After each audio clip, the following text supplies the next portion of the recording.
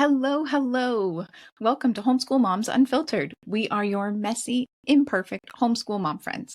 I'm your host, Amanda, and this is my awesome co-host. Hello, I'm Megan. Hey. All right. So, would you look at that? You've joined us for our last Unfiltered Bite. Next week, we're diving back into our regular full-length episodes. Are you ready for it? So ready. I got to admit, I'm not entirely sure I'm ready.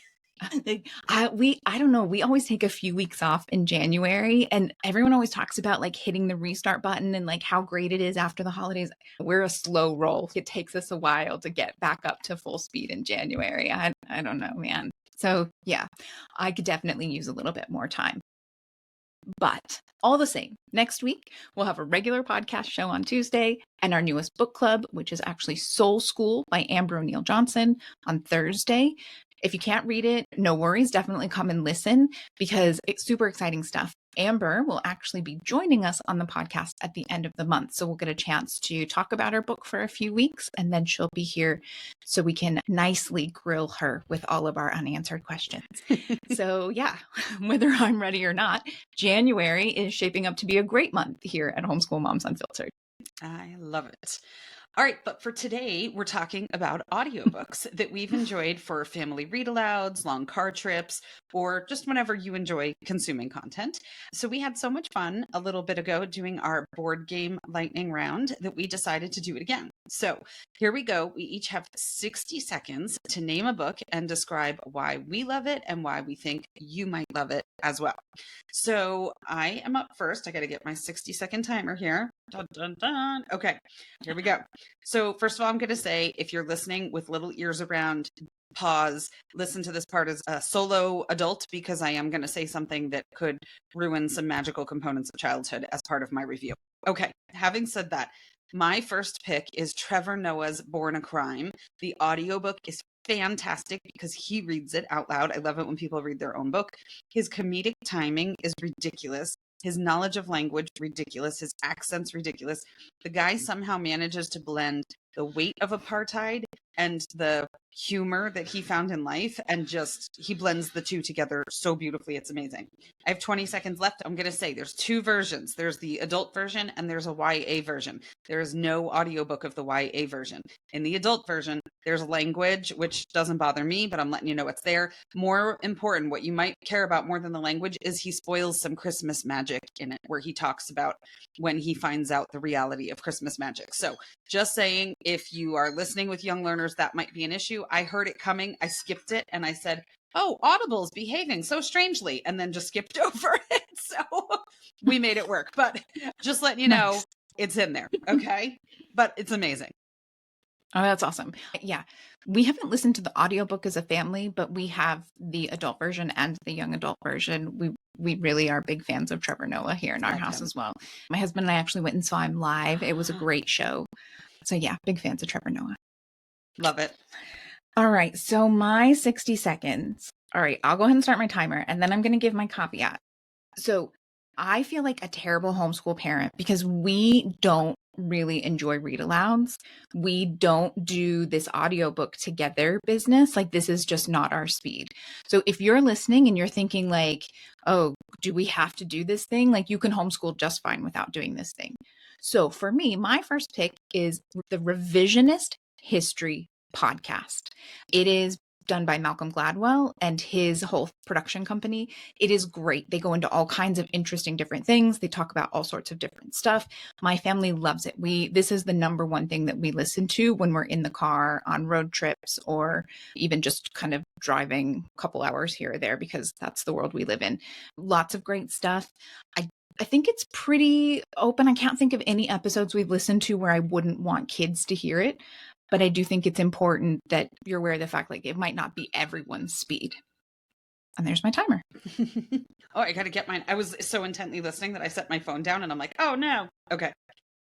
1 minute timer. I know. And then the screen, like in 1 minute, your screen comes on and then your screensaver, and then you got to undo it. Yeah. It's surprisingly hard.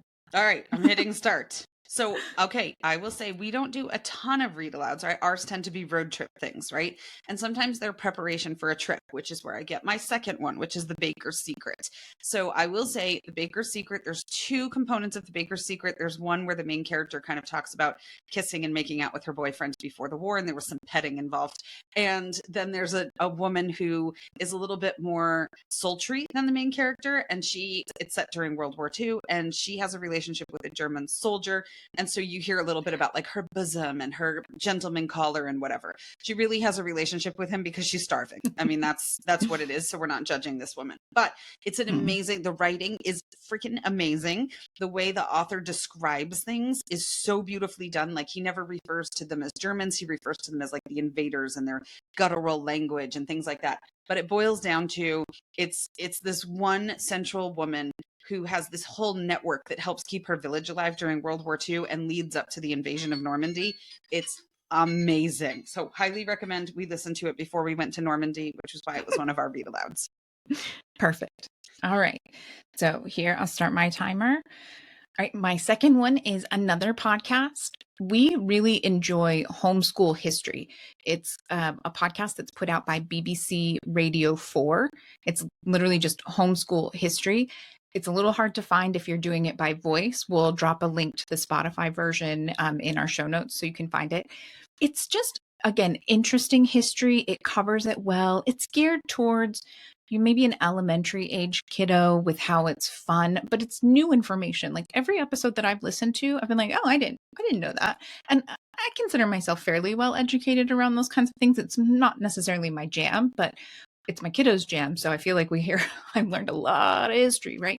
So yeah, I think it's great. There's not a ton of episodes, but a great place to start. It's fun. It's a good place to kind of jump off on other conversations about like, oh, did you know that? Or does this apply to that? Or that kind of thing. So again, Homeschool History podcast from BBC Radio 4. Perfect timing. There's have you ever tried The Stuff You Missed in History Class? Have you tried that one yet? It's a podcast. I haven't. No. I have a history nerd student who's just the sweetest teenager, and he loves that one. And there's also one that's famous speeches throughout history. And so a lot of them are politics and things like that throughout history. And he raved about both of those. So those might be fun for your kiddo to try as well. The Stuff You Missed in History Class. And I forget what the favorite famous speeches one was, but you could probably find it if you Google famous speeches podcast. The thing I'm going to say is my kiddo would probably enjoy those. My husband would not. And the two that I've given so far are ones that my husband has enjoyed as well. And we can all listen to it. So Nice. It's good for those who aren't into history, those who are into history.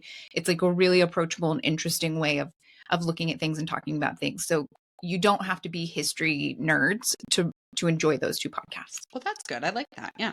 And then you pick up some extra stuff. All right. My last one, setting my timer. Okay, my last one is Where the Red Fern Grows. The audiobook is exceptional. We all cried. I will say if you have a super sensitive kiddo, not the book, right? So my youngest, there's no way on this green earth he's ever going to read Where the Red Fern Grows. Ever, ever, ever. He was at one time taking a class and Wonder was part of the thing. There's no way the kid is ever reading Wonder. Like he tried watching the movie at one point and I've never seen him so, I mean, it took him like a week to recover. So, but Where the Red Fern Grows, it's a super old book. It's amazing, but it's just like one of those books that's going to tear you apart from the inside out, but yet somehow you enjoy it at the same time. It's just so well written and so moving and so meaningful. So I did it with my older two, not the youngest one. And he's 13 now. It's not like he's a baby, but he'll still just never listen to something where there's harm to an animal or anything like that. So it's one of those like books that we all read, I think, in school, but it's sometimes forgotten. Well worth going back to. My time's up. There we are. You brought up Wonder. I don't actually know if there's an audiobook version of it, but we enjoy the movie. And we just actually rewatched the movie because did you see there's a sequel to the movie out? It just came out. And so we're wanting to watch the sequel.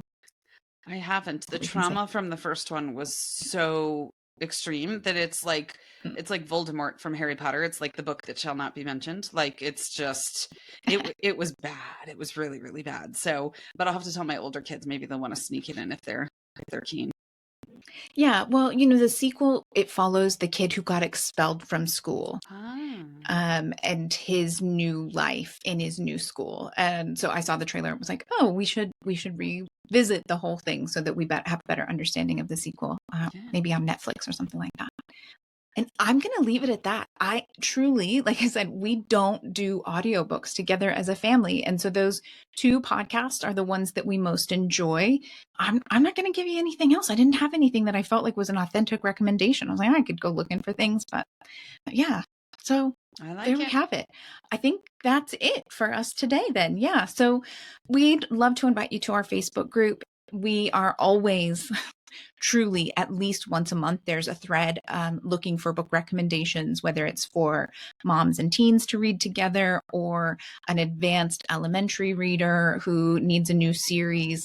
This is totally our jam. We would love for you to come join our Facebook group, pretty obviously called Homeschool Moms Unfiltered. And you can join in and throw ideas out and just help brainstorm with other progressive secular homeschoolers.